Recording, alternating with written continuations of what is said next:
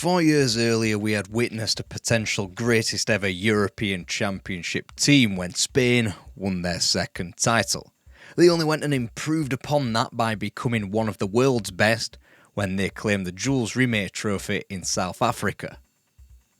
Now, Spain were nailed on favourites to become one of the greatest teams ever assembled, club or international.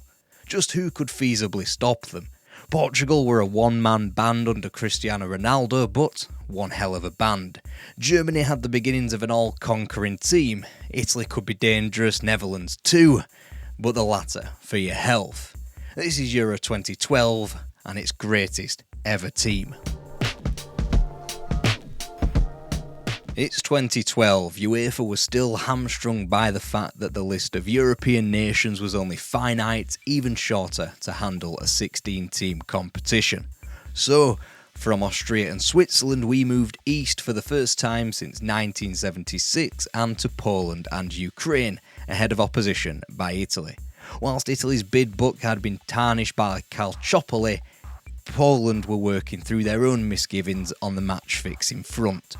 Not since the 4-game weekend in Yugoslavia 36 years prior that produced such great football had Eastern Europe been blessed with a tournament. It was time, except the build-up would be riddled with controversy, from the development of stadia to the rampant paranoia of hooliganism and racism. For the most part, the tournament went off without a hitch. In Poland and Ukraine too, there ought to have been better prepared teams for the composition than 4 years earlier. Even though they were probably the poorest nation at Euro 2008, Poland had the Borussia Dortmund trio of Robert Lewandowski, Lukas Piszczek and Jakub Blaszczykowski. Unfortunately, that was the beginning and the end of their star power. Fortunately for the co-hosts, they were given as kind a draw as it was feasible to be given. Russia, far from their 2008 peak, had missed the 2010 World Cup and hadn't had to contend with strong opposition in qualification. For example, a rudimentary Irish team were the only ones who came close, and Armenia even snuck a playoff spot. Rounding out the group were Greece, the 2004 holders, who were still benefiting from their miracle as they were paired with the might of Croatia, Israel, Latvia and Georgia in qualification. Ultimately, they had evolved from Ray Hagel's team and had appeared at the 2010 World Cup before completing qualification for 2012 undefeated. However, they were expected to limp out at the first hurdle just as they had done in South Africa. Czech Republic were the final team in Group A, and the less said about them, the better. Like Greece, they were far removed from their 2004 heights and hadn't troubled a World Cup knockout phase since they had been partnered up with Slovakia. Their 13 points from 8 games and a fortunate playoff draw against Montenegro was the low bar they had to overcome to appear at the competition. If Group A was thin on the ground, there could scarcely be a tougher group in the history of the competition than Group B. Germany were among the favourites as per, but now had a raft of youngsters that were just peaking at the correct time. They had run roughshod over the World Cup in South Africa, making the semi-finals, with a large component of the team coming from the successful under-21 side the prior year. Manuel Neuer, Mesut Ozil, Mats Hummels, Thomas Muller, Toni Kroos and Sami Khedira were adding to an already illustrious squad that still featured Lahm, Klose, Schweinsteiger and Podolski. Not to mention even more newcomers in Marco Reus, Ilkay Gundogan, Andre Schürrle and Mario Götze. They were rightly to be feared and racked up 10 wins from 10 in qualification, yet a 5-3 friendly hammering against Switzerland had put a dampener on preparations. Denmark and Portugal were reuniting after the Danes had pipped Portugal to automatic qualification, and the Iberians, still overwhelmingly reliant on Cristiano Ronaldo, had to dispatch of Bosnia-Herzegovina in the playoffs, which they of course resoundingly did. Still, Portugal were expected to cause more trouble than the Danes, and they were joined by a fourth elite nation in the Netherlands, who had some soul searching to do after a brutish barrage to the World Cup final in South Africa.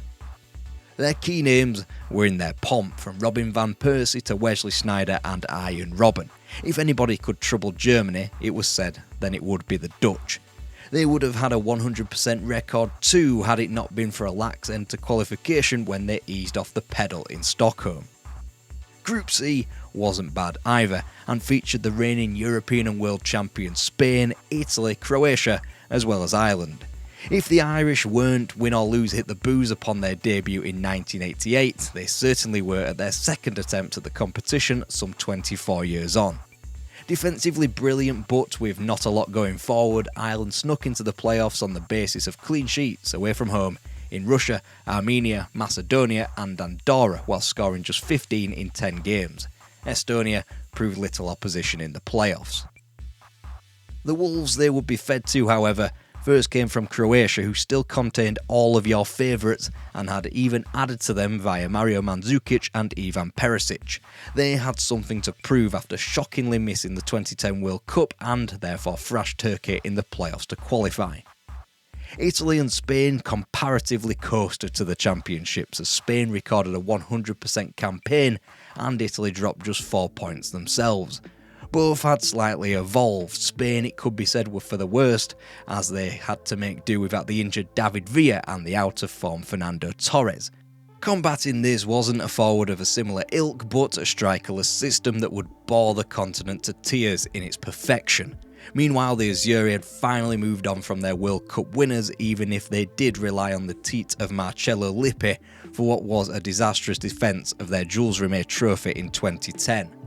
They were fresher thanks to the new midfield that featured Riccardo Montolivo, Claudio Marchisio, Antonio Nocerino, as well as Leonardo Bonucci, Giorgio Chiellini and Mario Balotelli either side of them. Even if new manager Cesare Prandelli might have relied on Andrea Pirlo a little too much to set the tempo, it was a good problem to have. Good problems that were in short supply for the likes of England and France, the heavy hitters in Group D. Both breathed an enormous sigh of relief when they were jettisoned into the final group, as it meant they'd be welcomed by co-host Ukraine, who were far removed from their 2006 World Cup quarter-final pomp. Even though they were officially debutants, they played more than their part in the Soviet final in 1988 and had been stupidly unlucky in failed qualification attempts as an independent nation. As Ukraine relied on a 36-year-old Andrei Shevchenko, Sweden had their own crutches to lean on, from Zlatan Ibrahimovic to Olof Mellberg and Sebastian Larsson. This was not the team that threatened the knockout stages of European Championships and World Cups in the prior decade, despite a strong qualifying campaign. They'd need a spot of luck to unseat either England and France, as unremarkable as those two were. Meanwhile, France was still dealing with the wreckage of Raymond Domenech's premiership that had alienated dozens of players, staff and ensured an entire nation revolted. The FFF didn't make the same mistake as they did after Euro 2008 by renewing his contract. Who knows, a world war might have kicked off if they did. Instead, they entrusted the national team job with Laurent Blanc. He led France into the tournament, but with a whimper, with such highlights as losing to Belarus in Paris, being held in Romania and Belarus, and only qualifying thanks to a Samir Nesri penalty in a home draw with Bosnia. 15 goals scored in 10 games like the Irish, they could only be feared by the badge alone. The same could be said for England, who were recovering after the shock resignation at the turn of the year by Fabio Capello, who tried to vouch for the unvouchable captain John Terry, amid scandals aplenty. Parachuted in was a reliable company man who had performed miracles in the national teams before, Roy Hodgson. The golden generation were ebbing away into nothingness as the likes of Ashley Cole, John Terry, Steven Gerrard and Wayne Rooney all exited their peaks, whilst Frank Lampard and Rio Ferdinand were either injured or declined to take part. Meanwhile, the rest were gone. The youngsters in their place a pale imitation, from Jordan Henderson, Alex Oxlade-Chamberlain and Andy Carroll to Phil Jones, Danny Welbeck and Martin Kelly. They'd be further blighted by the fact that one of their last remaining hopes, Wayne Rooney, had been suspended for the first 2 games after kicking a Montenegro opponent in the final group game. The tournament's least enticing group got underway with a shot in the arm in Warsaw and Wrocław as Robert Lewandowski elevated a pumped-up crowd in the Polish capital with his early header. They were further inflated by the red card shown to Socrates Papathopoulos and really ought to have gone on to win the contest, what with home field advantage and a man's advantage. Unfortunately, Dimitris Alpingidis put a dampener on the entire night with a second half equaliser. Later on, Russia made none of those mistakes, even though Alexander Kurzakov couldn't score in a month of Sundays, and even though they missed their number one goalkeeper, the Football Manager wonderkid by the name of Igor Akinfeyev. Up front, Alan Zagoev hit the heights previously seen in this competition by Pavlyuchenko and Arshavin. The former applied the gloss to a 4-1 win over the Czechs, who looked desperate in comparison. Czech manager Michal Bilek was jeered from the ground after another loose display added to the fact that many supporters had suffered through this in qualification. All those worries seemed so far away as they remained in Wrocław to retake a barely believable 6th minute 2-goal lead against the shambolic Greeks. That was as good as it got for the Czechs, who wound up scraping a 2-1 victory over the 2004 champions. Neither looked good enough to progress. In truth, they had to hope that Poland and Russia later that evening would go some way to eliminating one another. June 12th, celebrated in Russia, is known as Russia Day. That's fine time as any for them to meet Poland in Warsaw with all the political and historical ramifications that would throw up. That would have been enough meat on the bone, but the build-up to the game was soured, to say the very least, as conspiracies against Russia still ran rife when a plane crash had killed the Polish president 2 years later on in Russian soil. Then an absolutely enormous banner that read "This is Russia" was unfurled as the match kicked off. After all that fare, the game did well to live up to the expectations and bloodlust handed to it. Alan Zagoev continued his rich streak of temporary goal-scoring form by converting from a well-delivered free kick, before Jakub Błyskowski went one better with one of the goals of the tournament. The Polish forward cut in from the right and absolutely blistered an effort beyond standing Malafeyev. A point was the fair result and stopped any unstoppable riots, even if it did creak the door back open for the Greeks. Russia led the group on 4 points, with Czech Republic somehow occupying a qualification spot behind them as Greece propped up the group and Poland were wedged in between. It looks and feels complicated, but the group was simplified by the fact that whoever won was through, and all the money in the world would have been on Poland and Russia to do so. Russia might have infiltrated Warsaw just as they had done in the 19th century, but the Czechs had a good go at replicating that in Wrocław, a city that lies about 70 miles from the Czech border. As such, a large Czech contingent marvelled at Petr Jurasic's winner on 72 minutes that eliminated the co-hosts and, for the first time, helped a team with a minus goal difference into top spot in a group. The fact that they had topped the group tells you everything you needed to know about the events emanating from Warsaw. Russia had blown it big time. After performing to their standard against the Czechs and the Poles, Russia now met their weakest opponents in Greece, who thanks to the score in Wrocław could qualify with a win. Georgios Karagounis a fitting winner, as he remained one of the only survivors from 2004's miracle. Even if Greece's 1-0 win and sneaking into the knockouts couldn't have been more different to the solid victories of 8 years prior. They had escaped barrage after barrage, and after just 5 shots on target throughout the entire group phase, they'd snuck through. Now that Group A failed to live down to expectations and gave us some piss-poor knockout stage combatants, a semi-final spot was seemingly on a plate for whoever could scramble out of Group B. First up was seemingly the most one-sided match of a fairly tight group when the Dutch and Danes converged on Kharkiv. The group was blown wide open thanks to Michael Kroon-Deli, who slotted in midway through the first half, a man who knew Dutch football all too well after residing in the country for 6 years to little success in Amsterdam and Rotterdam. The Dutch were poor, not even backing up their combativeness under Bert van Marwijk with any pressure on the Danish goal. After one match, the man who had masterminded one of the ugliest runs to a World Cup final was already living on borrowed time in the Dutch hot seat. Belgian website Sportza created the headline of this or any European Championships with a simple Egoland 0, Legoland 1. With the group sufficiently Napoleon blown apart, 2 more emperors took to the tournament in the inadequately small stadium of Lviv. But given the tiresome, goalless first half, it appeared to be too grand a setting for what were two underachieving teams tiptoeing carefully through the first 35 minutes of the competition.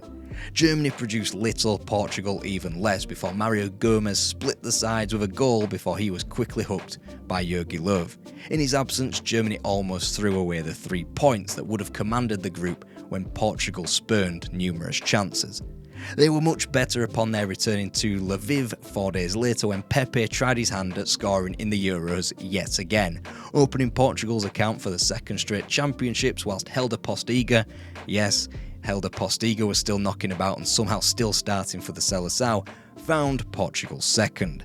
The match will be remembered for Nicolas Bentner's celebration, where he revealed a buckie's underwear as he grabbed both goals as Denmark mounted a surprise comeback either side of the half.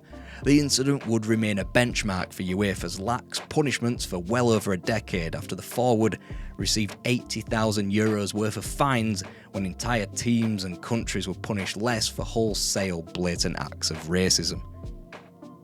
When Cristiano Ronaldo was useless and wasteful, substitute Silvestre Varela, rarely seen before or after this tournament, snatched the winner 3 minutes after coming on at the second time of asking. Portugal somehow had grabbed victory from the jaws of a disappointing tie and were in Germany's sidecar, roaring to qualification. And Die Mannschaft had Mario Gomez to thank once again, a man who had struggled through a season with Bayern Munich despite reaching the Champions League final, suddenly looked like the world's greatest forward as his nation terrified youngster Jetro Willems, the new youngest player in the history of the European Championships. He was exposed as Gomez grabbed the first and masterfully pirouetted like some kind of Johan Cruyff tribute act for a second. A reeling Netherlands side on the brink of elimination threw all caution to the wind, introducing Rafa van der Vaart and Klaas-Jan Huntelaar, which helped free up Robin van Persie to claw one back. But it was a defeat that left the Dutch needing a minor miracle to qualify. Bigger miracles were necessary to unseat Germany from the competition. Perhaps the realisation that carrying a violent and over-the-hill Mark van Bommel had come a little too late for Van Marwijk, as the Dutch produced their best football all in vain against a Portugal side that could finally count on a frustrated Cristiano Ronaldo to break his scoring duck at the tournament. When Van der Vaart, now starting and even made captain, smashed a great goal in from distance and Denmark traded early blows with Germany, the miracles and stars all looked to align. Then Cristiano Ronaldo turned it on, making fools out of Dutch defenders and smashing a second in on the counter, sealing Portugal's spot. Partly it was thanks to Germany, who just about kept Denmark out and needed right-back Lars Bender to arrive late on with a winner to eliminate the Danes. Whilst media outlets were quick to congratulate Denmark for overachieving, the team rued their mistakes in the final game. Even despite their sordid end, they'd outplayed and deserved to be ahead of the Dutch, who were quickly without a manager thanks to Bert van Marwijk's correct decision to resign. Netherlands had been the first top seeds ever to be brutalised with 3 defeats from 3 Euro group matches. As Portugal and Ronaldo hit their stride at the right time, Germany was scarily quiet in moving through the low gears in a 100% group phase record. Both would fancy their chances of strolling into the semi-finals and causing damage. The other group of death, unfortunately, was played out in the inferior stadia and cities of Gdansk and Poznan, but opened up with a bit of a damp squib. Spain had become caricatured beyond belief when adopting a midfield 6 of Xabi Alonso, Sergio Busquets and Xavi, behind Andres Iniesta, David Silva and Cesc Fabregas. With 1,000 passes guaranteed and enough quality behind them from Jordi Alba, Sergio Ramos, Gerard Piqué, Alvaro Arbeloa and Iker Casillas in net, the results were predictable. Spain were toothless, if not weaving pretty patterns into the Gdansk turf, whilst Italy remained resolute but couldn't trouble La Roja all too much. It made for the first of many Spanish stalemates as the team, once derided for its entertainment potential falling at significant hurdles, was now busy exacting a dictatorial-like control on the tournament, and although they were clearing these now insignificant hurdles, it entertained as much as a dead badger strewn across a motorway overpass. Spain simply needed some prodding as Antonio Di Natale broke the deadlock 6 minutes into his second half introduction after a sumptuous pass. Spain's deficit told for 3 minutes as nominative frontman Cesc Fabregas grabbed the equaliser. A true forward in Fernando Torres lit up the final 15 minutes, and although created rare chances of note, his distinct lack of form told as he squandered all shots on goal. Later that night in Poznan, the Irish came to the party and quickly found that party pooped inside 3 minutes by Mario Mandzukic with a header that even your dead gran could have saved. Instead, the ancient Shea Given crumbled to the canvas, unable to thwart it. Ireland's tournament peaked 15 minutes later when Taylor Swift's best pal Sean St. Ledger struck back, only for Nikita Jelavic and Mandzukic to take the game away from Ireland either side of the break whenever they pleased. The tournament was over 4 days later as Roy Keane furiously lambasted his compatriots in the ITV studio for turning up, only being happy to be there and having a song and a dance before becoming the first team eliminated. Alternatively, they have been drawn into a frightening group, but allowed even the profligate Spaniards to destroy them by 4 goals, with Fernando Torres handed a start as he rewarded Vicente del Bosque with 2 finishes. The group had been given another wrinkle earlier on in the day thanks to Italy and Croatia's sharing of the points in Poznan. Andrea Pirlo's majestic tournament continued beyond the overshadowing of Xavi and Iniesta in the first game to scoring the only free kick of the competition before half-time in the second game. Unfortunately, Mario Mandzukic pitched up to stake his claim for the Golden Boot with his 3rd strike of the tournament. After a disappointing but fair winless first 2 games, Italy could bank on a match with the group's whipping boys, whilst Croatia had to get something from the Spanish. All 3 teams could freely move between the death spot in 3rd and salvation in the top 2. Spain didn't budge their style or personnel one bit, but found it hard to break down Croatia. Meanwhile, Italy held a slender advantage over the Irish thanks to the evergreen Antonio Cassano. The quality told when Italy brought off Mario Balotelli from the bench, whilst Ireland had Jonathan Walters and West Brom's reserve to the reserve strikers, Simon Cox. Italy were comfortable and were heading for top spot with all of the top 3 deadlocked on 5 points and the Azzurri having scored more goals in matches between the two. Unfortunately for them, Jesus Navas stole in with a late goal to eliminate Croatia and change the complexion of the knockout phase. Not that it would matter which of the imperfect Group D outfits Italy or Spain would meet. In just his 3rd game as England manager and his very first camp as national team coach, Roy Hodgson understandably set out a trepidatious team not to lose in Donetsk against France. As with a far superior England team against a far superior France 8 years prior, England broke the deadlock from a wide free kick that was converted into the box, this time less Frank Lampard and more Julian Lescott. Samir Nasri's equaliser settled the first half, and quickly the tie after both nations realised that a draw was fine and they could cobble together enough points from their other opponents. And so Group D was set into a trundling, tepid motion. In the Ukrainian capital, Andrei Shevchenko led his proud team out for their first European Championship match, energised by the entire experience, even if Zlatan Ibrahimovic attempted to bring down an entire nation with a second-half opener. It marked his 5th goal at the competition in 8 years, but Andrei Shevchenko was quick to get the game on the right tracks, netting 2 in 6 minutes as it took an ailing 36-year-old to bring life to the group. 4 days later, the weather took pity on proceedings when a Donetsk downpour suspended the co-host's second outing with France for well over an hour. In rains that would make the previous tournament's clash between Switzerland and Turkey blush, France eventually saw their quality tell with Jeremy Menez and Johan Cabaye bag 2 goals under drenched circumstances. Incredibly, it was Le Bleus' first tournament win since 2006 and their semi-final triumph over Portugal in the World Cup. Little did they know it would be their last until 2014. With England and Sweden waiting in the capital for the go-ahead to begin their game, we got the one true shining light of Group D when England met Sweden. 2 imperfect teams behaved imperfectly, yet the one coordinated move that was made paid off for Andy Carroll as he nodded in after 23 minutes. Then the game delved into the desperate, as England were as lax from set plays against Sweden as they had been in Dortmund 6 years earlier in the World Cup, conceding twice thanks to an own goal and a player they knew only too well in Olof Mellberg. We weren't out of the woods yet with the ridiculousness, as substitute Theo Walcott threatened to energise the game before curling a seemingly harmless effort down Andreas Isaksson's throat from 25 yards. Spooked by England's temerity to attempt a shot, he dove out of the way and Walcott's confused celebratory shrug told the entire story. One impish bit of brilliance split the teams in what increasingly looked like the most important tie of the group, when Danny Welbeck left a dangling heel to caress a low cross beyond Isaacson. Two serviceable England goals amid a torrent of bollocks, and ahead of the final matches we were exactly where we thought we would be, England and France huge favourites to progress. However, it was Ukraine, not Sweden, with the chance to upset the dichotomy of the group when they met England in Donetsk. Neither of the elite teams really turned up, with France under less pressure to perform in Kiev, it told, as they surrendered a quarter-final with Italy after Zlatan netted again and Sebastian Larsson crashed a second in. It left an England now with the luxury of Wayne Rooney up front, needing just a point to win the group. Rooney scored what was his first tournament goal since those heady days of 2004, and as Frankie Boyle memorably put, it was a goal that Stephen Hawking could have scored in a power cut.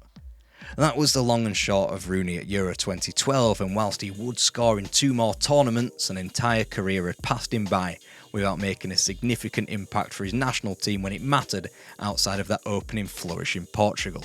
In truth, it didn't matter which formation France and England fell. Perhaps the only blemish to the knockout phase was that Ukraine wouldn't be there to put up a bigger fight. So we had 4 contenders who spilt buckets of blood, sweat and tears for the right to play in a quarter-final, and 4 obvious pretenders who had looked out on an uncompetitive group to share the same stage. In hindsight, it was pretty obvious to deduce our semi-final field well in advance of the knockouts. First up, Portugal hopped over the border to Warsaw to meet the Czechs, who could boast more of a home field advantage, only without any ambition to attach such a claim. They mustered up a pitiful 0 shots on target against a Portugal side who had waned somewhat since their tentpole performance against the Dutch. Ultimately, they didn't need to be remotely near their best and grabbed the winner when it was necessary to do so when Cristiano Ronaldo nodded in late. With Czech Republic surrendered, Greece was surely to come next. At least they put up a bit of a fight, even if Germany commanded a strong grip on the match thanks to Philipp Lahm's opener. Greece were putting up the same fight that had been seen in the political arena with Germany. Unfortunately, similar circumstances were dished out. This in spite of a surprise counter-attack that led to Manchester City hero Georgios Samaros levelling up the tie.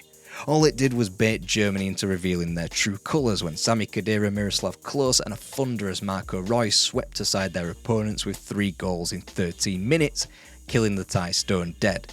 Not that Dimitris Alpingidis didn't have the final word, bagging Greece's second from the spot in stoppage time. In one match they had plucked up more courage than they had done in an entire group phase, but when their superiors felt like it, it was obvious that even the understrength Germans could swat them aside. 2 predictable semi-finalists down, 2 more to go as the escapees of Group C and D met in Donetsk and Kiev. France returned to familiar territory to the Donbass region to meet Spain, who hadn't quite got out of the blocks yet, but hadn't really needed to. The same tired story told in Ukraine as Xabi Alonso scored twice, one at the start and once at the end in a game that few could remember as this caricatured Spain team eased into the Final 4. Despite the ferocity of his opponents, Laurent Blanc stepped down, a move that was celebrated after France had allowed what was tantamount to a walkover in the quarter-final of a European Championships.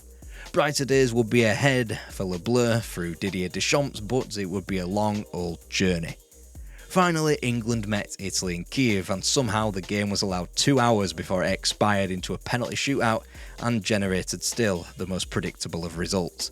It all started so brightly for the Three Lions when Glenn Johnson scooped a shot goalwards, only for a surprise Gigi Buffon to pluck it out of the sky. Then the slow rumbling onslaught of the Italians. They hit the woodwork, the goalkeeper, and somehow over the course of 2 hours couldn't breach the England defence outside of an offside goal. As such, the game lapsed into the penalty shootout. Roy Hodgson stood on the touchline with the ghosts of Pearce, Waddle, Southgate, Ince, Batty, Beckham, Vassell, Gerrard, Lampard and Carragher on either shoulder. Maybe in a perturbed way, England were going to fiercely venture into the unknown and cloak and dagger their way under a new coach into the semi-finals of a tournament for the first time on foreign soil since 1990. It started brightly enough. Steven Gerrard and Wayne Rooney were inch perfect with their conversions, whilst Ricardo Montalivo missed the target entirely. Now, the Three Lions were imbued with confidence. Joe Hart, probably a bit too much confidence. The perfect man to temper those expectations and let the air out of an entire nation Andrea Pirlo. In the greatest remake of Antonin Panenka's 1976 winner, Pirlo sat Joe Hart down on the turf like the clown he was and changed an entire tournament. Spooked, Ashley Young crashed his effort against the bar and Ashley Cole was thwarted by Buffon to leave West Ham United legend Alessandro Diamanti with the kick to end England's campaign. And of course he did so. But if Italy played like that again, Germany would surely ruin them. First though, we had another penalty shootout on our hands after 2 more goalless hours of football that generated even less chances than the prior quarter-final when Iberian rivals clashed in Donetsk. This time, Spain tried another attacker when future Man City icon Alvaro Negredo led the line. It lasted just 54 minutes, before the strikerless system returned to stymie the championships yet again. Spain were delicate, too delicate on the ball, whilst Portugal was similarly happy to sit there, watch all the passes being played and take their chances in the penalty shootout. Nerves told as both Xabi Alonso and João Moutinho missed from the spot. Taking their kicks first, Spain's Andres Iniesta, Gerard Piqué and Sergio Ramos ratcheted up the pressure with each passing conversion. Portugal hung on thanks to Pepe and Nane before Bruno Alves became the victim. After impressing alongside Pepe all tournament, Alves careered his kick against the bar and a nation gulped. Cesc Fabregas, who broke the seal on Spain's dominance with a penalty in the shootout against Italy 4 years prior, was next. If he scored, Cristiano Ronaldo wouldn't even be faced with a chance to save his nation. The self-aggrandising forward was shown up for the narcissist he truly was when Fabregas sent Spain into the Euros final and the Portugal captain was left to weep on the turf. He would get his chance for a do-over from the 2004 final, but not just yet. If Spain were Portugal's bogeyman then, Germany met the only team they could characterise as such in Warsaw, when Italy stood across from them. They'd met 7 times in major competitions and outside of 4 group stage stalemates, Germany had yet to lay a glove on the Azzurri. From the match of the century in Mexico's 1970s semi-final to the 1982 final and of course Italy's triumph in Dortmund at the 2006 World Cup, once again in the semi-final. It felt like a curse, even more so when Mario Balotelli turned into one of the great performers of an unfulfilled career. Germany had peppered a nervy Italian goal beforehand, but the double salvo out of the blue, combined with Balotelli's flexing after the second attempt on the counter, left Germany on the mat without a mode of response. This was supposed to be Germany's time to get over the line in a tournament after the litany of failures either side of the new millennium. It was now 16 years since any form of silverware, an eon in German terms, and since they now had the tools to do so, a 2-1 defeat to the Italians in a semi-final left Jogi Löw's head on the chopping block. Much like Franz Beckenbauer after a semi-final exit in '88, the DFB stuck with their man and found their belated reward 2 years later on a grander stage. It left the preferable reunion in Kiev between Spain and Italy as opposed to Germany versus Portugal. Finally, in what had been a constipated tournament for Spain, they delivered their grand team's magnum opus when all hope had been lost. As a landmark, their triumph over Italy can stand alongside Brazil's work in the 1970 World Cup final as the best piece of football evisceration on the grandest stage the sport has to offer. That too came against Italy as they shipped 4 goals in the Azteca, just as they did in Kiev. Andrea Pirlo didn't have anywhere like the type of game he had done against Spain's suffocating midfield in the group stage. So after stopping the threat at source, Spain sprung for Italy again and again, so much so that Fernando Torres found his way into the congested Golden Boot conversation, whilst each of Jordi Alba, David Silva and Juan Mata, 4 of Spain's lesser renowned talents outside of the obvious midfield, all found the score sheet. 2012 marked the impeccable version of Spain. They were almost too perfect, and it might have harmed the tournament in all fairness. La Roja were the first team to retain the European Championship. They were the first European team to win 3 major international tournaments on the spin. They were a machine, the like of which a national team shouldn't be allowed to be, but by Poland and Ukraine, they were mere caricature. This was the strikerless iteration of Spain, a Spain who seemingly kept possession for the sheer sake of it and bored a continent to tears. Wasn't this just another case of not being interested in playing good football but winning, just like Otto Rehhagel demanded of Greece in 2004? The difference was Spain had the ball, Greece didn't. We probably should have known, but Spain had peaked. They had benefited from a poor pool of international teams and an underachieving Germany. They would have no such luck the more the 2010s raged on. On the other side of their dethroning in Brazil, football was different, out with the tiki-taka, in with the gegenpress, to boil down a decade of tactical innovation in a sentence. The Euros was different, but would it be for the better? Find out tomorrow when we discuss Euro 2016.